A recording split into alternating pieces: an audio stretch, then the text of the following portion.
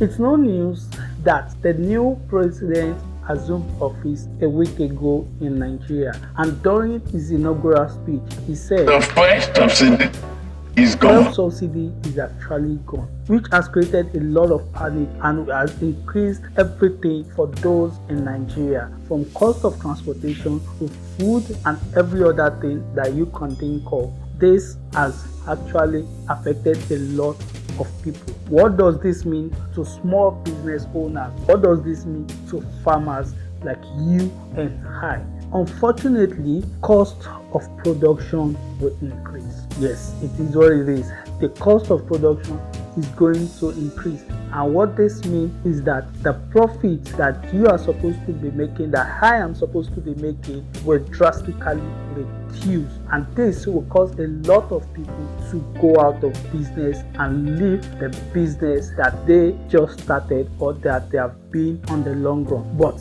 if you are a farmer that is wise, maybe this is the perfect time to maximize all the opportunities that you have, depending on the aspect of the agri business that you are doing. What do I mean? One of the ways you can stay afloat in business at this time is diversification. Diversify.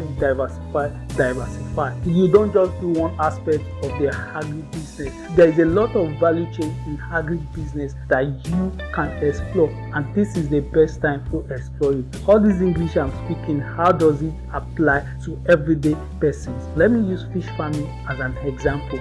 The cost of feed is going to increase. That one is sure. It increases almost every week. It's going to further increase.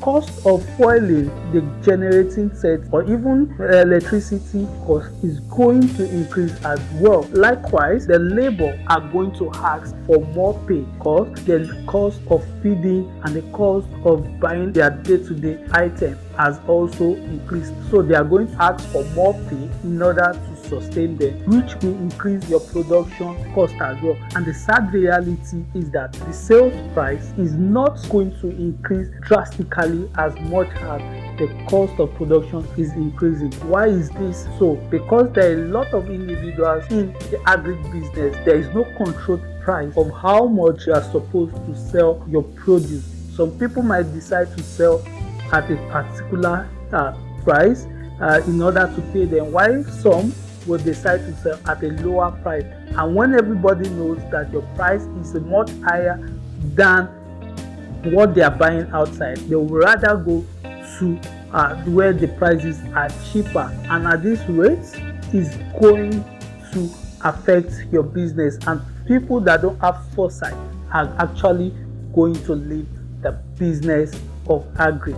So if you are watching this video and you are thinking, okay, what should I do? Like I mentioned earlier, find a way to diversify into other value chain of the business. Let me use fish farming as an example.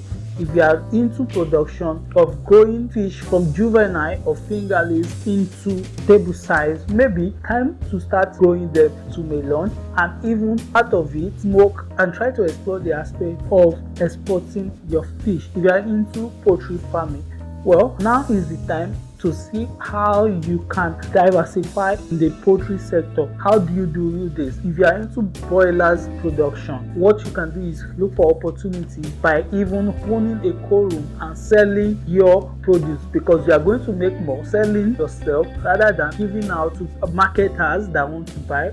Find a way to diversify and go into other aspects of whatever agri business you are into. If you are someone that is futuristic about how to stay afloat in this business, well, now is the time to think of how to make this happen. What I would say is speak to a consultant, speak to a mentor that will tell you other value chains depending on your area of agribusiness that you are doing, and depending on your location. He will speak with you and he will enlighten you on how you can diversify and maximize profit at this point. But what I can tell you is a lot of businesses are going to close down. A lot of people that are into the agri-business all in because they say people are making money from agri-business. Let me do it, are going to back down. If you are someone that has a foresight, now is the time to reduce things, maybe reduce the quantity you are going to be producing at this point in order to stay afloat. And when everything is balanced, when the purchasing power